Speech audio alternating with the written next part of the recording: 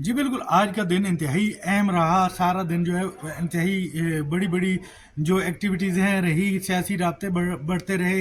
हुकूमत की जानिब से अपोजिशन से भी राब्ते हुए, मौलाना फजल रहमान से भी राब्ते हुए, जबकि सेनेट में भी इंतहाई अहम मामलों पर बहस हुई। आज सबसे पहले हुकूमत की जानिब से जो है वो ज़ोराना दिया गया।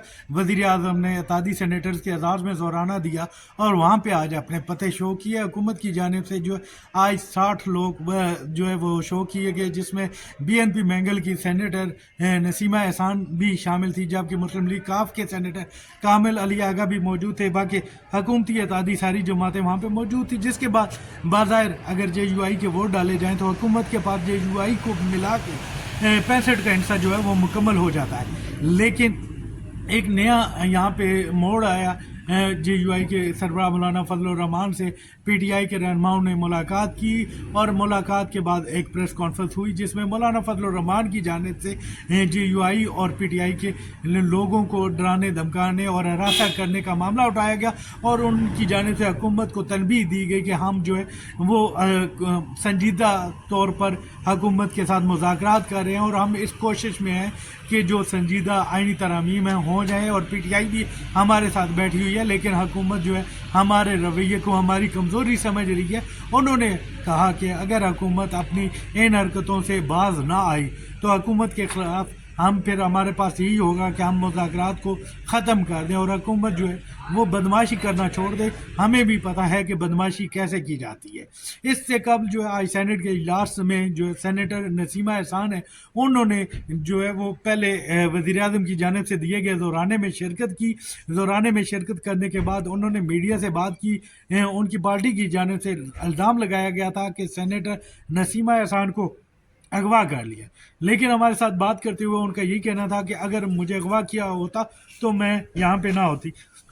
लेकिन फिर कुछ और नुमाइंदों के साथ बात करते हुए उनका यही कहना था कि मुझ पर जो दबाव है वो आप सबको पता है। उसके बाद सेनेट के इजलास में जो है वो आबदीदा हो गई और उन्होंने कहा कि मामलात को अफाम तफहीम से और बातचीत के ज़रिए हल किया जाए।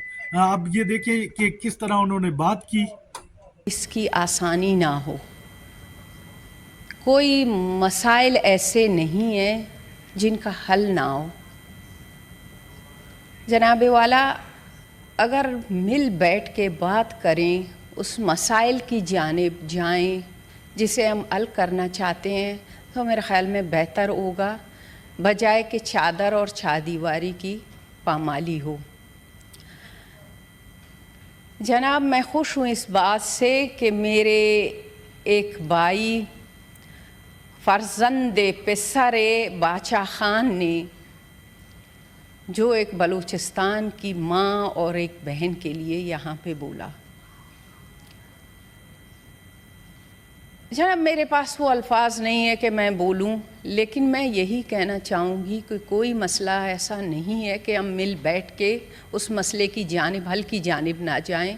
हमारे लीडरान हैं, पार्टी सदर हैं, उनसे बात करें,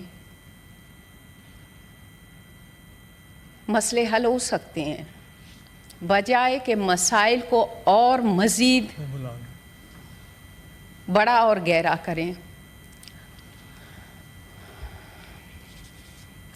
जनाब वाला, शुक्रिया। जी नहीं, देखें, बात उनके साथ हो रही है, आप तशरीफ़ देखें, आप तशरीफ़ रखें, मैं उनकी बात सुन रहा हूँ।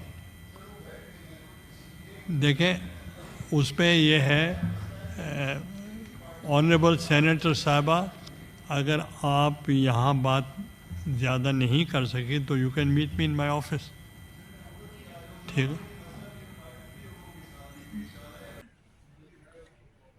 जी बिल्कुल, अभी आपने देखा कि नसीमा एहसान ने किस तरह बात की। उसके बाद कामरान मुर्तज़ा की जानिब से ये मामला उठाया गया और कामरान मुर्तज़ा ने भी यही कहा कि हुकूमत की जानिब से दबाव डाला जा रहा है, JUI के लोगों पे भी दबाव डाला जा रहा है और JUI के लोगों को भी मजबूर किया जा रहा है, उनको भी गायब किया जा रहा है। जबकि कुछ JUI के लोगों के अगवा की भी इतलात आ रही हैं, लेकिन अभी तक वाज़ेह तौर पर तो नहीं पता लग सका مولانا فضل الرحمان نے بھی اپنی پریس کانفرنس میں یہ بتایا کہ ہمارا ایک رکن جو ہے ان کو اغوا کیا گیا، ان کی فیملی ہمارے گھر پہ موجود ہے.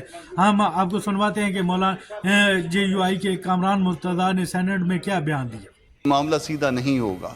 اس کا نتیجہ کیا نکلے گا؟ ممکن ہے کہ اس کا بہن کا ووٹ آپ لے لیں، ممکن ہے کہ اس کو ووٹ آپ کو کاسٹ کروا لیں آپ اپنے حق میں، مگر نتیجہ کیا نکلے گا؟ میرا صوبہ جو ہے وہ پہلے سے جل رہا ہے. سر آپ کے آنے سے پہلے میں نے دکھی والے معاملے کو جو ہے وہ پوائنٹ آؤٹ کیا ہے. میرا صوبہ پہلے وہاں آگ لگی ہوئی ہے.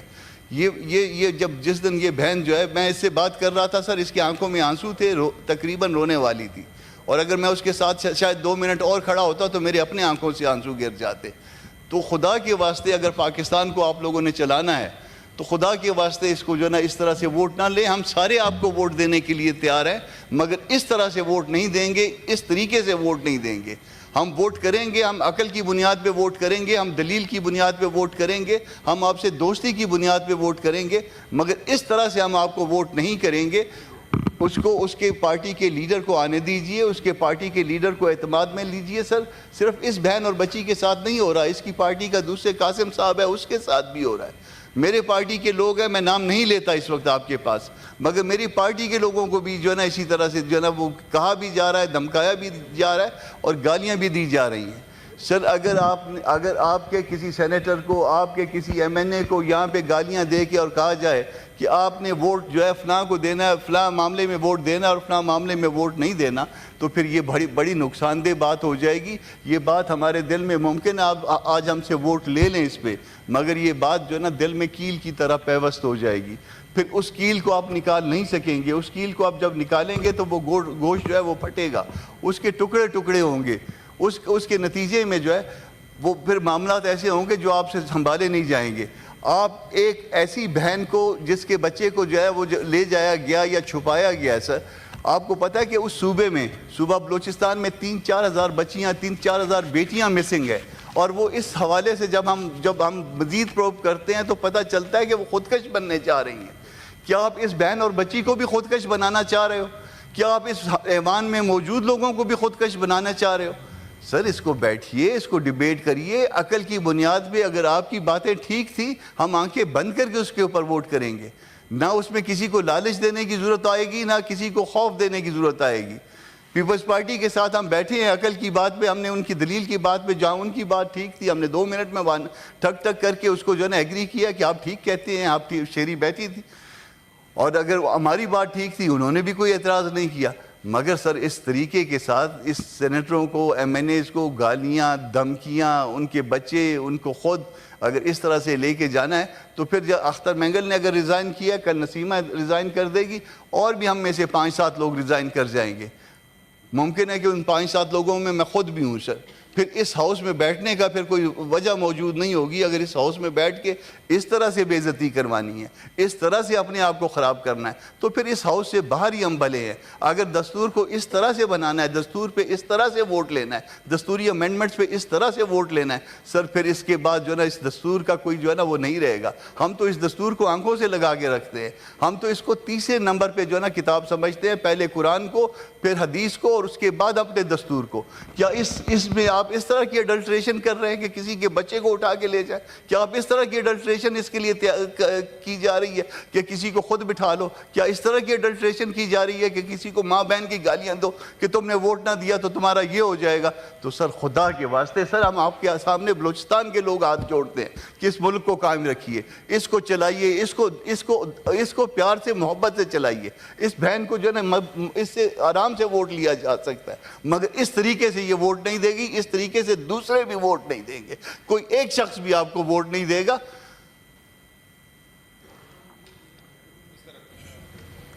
جی کامران صاحب. تو سر بس یہ اب ہاتھ جوڑنے رہ گئے ہیں. ہم سارے جو ہے نا مل کے سارے بلوچستان والے ہاتھ جوڑتے ہیں کہ خدا کے واسطے اس ملک پہ رحم کریں. جی بالکل، آپ نے سنا کہ سینیٹر کامران مرتضیٰ نے جو ہے وہ سینٹ میں کیا بیان دیا. اس کے بعد سینیٹر عمر فاروق کی جانب سے بھی تنقید کی گئی حکومت پر کہ حکومت نے اگر آئینی ترمیم پاس کروانی ہے تو یہ طریقہ نہیں ہے. حکومت اپنے اوچھے ہتھ کنڈوں سے باہر آ جائے اور اس طرح آئینی ترمیم پاس نہیں ہوتی. لیکن آپ نے بیانات سنے، ساری چیزیں آپ کے سامنے تھیں. मौलाना फजल रहमान की जानिब से हुकूमत को अल्टीमेटम ही दे दिया। पीपल्स पार्टी के बिलावल भुट्टो जरदारी की मौलाना फजल रहमान से मुलाकात तय हुई थी। हमें ज़राए ने बताया कि उनका मौलाना फजल रहमान से रब्ता भी हुआ और मुमकिन तौर पर आज रात को शायद या कल दिन किसी वक्त जो है मौलाना फजल रहमान से बिलावल भुट्टो जरदारी की भी मुलाकात हो। JUI के फे के सरबराह मौलाना फजल रहमान का यही कहना था कि कुछ नुकात पर इत्तफाक राय हो चुका है, लेकिन कुछ चीज़ें ऐसी हैं जिन पे अभी मशावरत का अमल जारी है और मशावरत होना बाकी रहती है। हम समझते हैं कि उन पे मज़ीद मशावरत की ज़रूरत है। मुस्लिम लीग नून के साथ भी इसी तरह मसवदा एक सामने आया जिसमें तमाम तरमीम जो हैं वो सामने थी और उसी में मुख्तलिफ नुकात भी सामने आए, लेकिन JUI और PTI के दरमियान कल दोबारा जो है वो मुलाकात करने का जुम्मे के रोज़ जो है वो मुलाकात करने का फ़ैसला हुआ है। और उस मुलाकात के बाद जो है क्या चीज़ें सामने आती, अभी तक तो हुकूमत एक लिहाज से नज़र तो ये आता है कि सेनेट में हुकूमत के पास अददी अक्सरियत मुकम्मल हो चुकी है। अगर JUI वोट देती है तो JUI के बगैर सेनेट में 4 वोट, अभी भी 5 वोट हुकूमत के पास कम है, जबकि कौमी असम्बली के हवाले से भी ये चीज़ वाज़ेह नहीं है। PTI के बैरिस्टर गौर ने यही बयान दिया है कि 7 MNAs हुकूमत के हमारे साथ राब्ते में, और जब देखेंगे वो वोट डालने की बारी आई तो वो कौमी असम्बली में नहीं आएंगे। अभी देखना यह है कि हुकूमत आइनी तरमीम को मंजूर करवाने में कामयाब होती है या नहीं, लेकिन डेवलपमेंट जो है वो बढ़ रही है, तेज़ी से चीज़ें इत्तफाक़ राय की तरफ जा रही है। अगर हुकूमत की जानिब से थोड़ा बहुत लचक का मुज़ाहरा किया गया तो अमकान इस बात का है कि जो चीज़ें हैं वो इत्तफाक़ राय से हल हो जाए। अगर आपको हमारा वीलॉग पसंद आया तो न्यूज़ रिफ्लेक्शन को सब्सक्राइब करें और बेल के आइकन को दबाएं ताकि हमारी मज़ीद अपडेट आप तक बर वक्त पहुँचती रहे।